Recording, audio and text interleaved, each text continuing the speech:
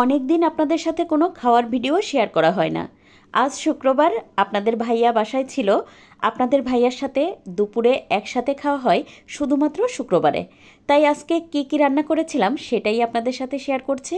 তো দেখতেই পাচ্ছেন, শুরুতে তো আমি করলা ভাজি দিয়ে খেয়ে নিলাম। করলা আর আলু একসাথে দিয়ে একদম সবুজ রেখে এই ভাজিটা করি, খেতে তো অসম্ভব মজা হয়। করলা ভাজি দিয়ে খাওয়া শেষ করে নিয়ে নিলাম আর মাছ। আর মাছটা আমি রান্না করেছিলাম টমেটো, ধনেপাতা আর পেঁয়াজ দিয়ে। এই মাছটা তো আমি সাধারণত না ভেজে রান্না করি, কারণ এটা না ভেজে রান্না করলে খেতে অনেক বেশি ভালো লাগে। আর মাছ দিয়ে খাওয়া শেষ করে এখন নিয়ে নিলাম মলা মাছ। আর মলা মাছ তো আমি সামান্য একটু বেগুন, তার সাথে পেঁয়াজ আর টমেটো দিয়ে রান্না করেছিলাম। আর এটা তো আমি সরিষার তেল দিয়ে রান্না করি, খেতে অপূর্ব হয়। মলা মাছ দিয়ে খাওয়া শেষ করে এখন তো খাবো চিকেন দিয়ে। আর এটা আমি পেঁয়াজটা মোটা মোটা করে দিয়ে সরিষার তেল দিয়ে টমেটো দিয়ে তারপর বেশ ভালো করে ভুনা ভুনা করে নিয়েছি।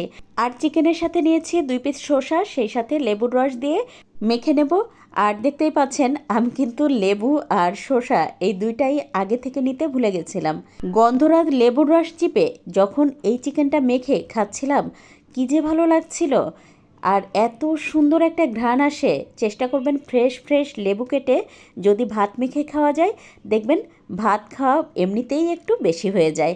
আচ্ছা, সব কিছু দিয়ে খাওয়া শেষ করে সবশেষে নিয়ে নিলাম আম ডাল। আর আম তো আমি আমের সিজনে কাঁচা আম পাতলা পাতলা করে কেটে তারপর ডিপ ফ্রিজে সংরক্ষণ করে রাখি। অনেক দিন পর পর যখন আম ডাল খেতে ইচ্ছা করে, তখন তো একটুখানি আম দিয়ে তারপর এভাবে ডাল রান্না করি। আর মুসুর ডালের সাথে সাধারণত আম ডাল খেতে বেশি ভালো লাগে, তাই তো আমি মুসুর ডালের সাথে এভাবে আম দিয়ে রান্না করি।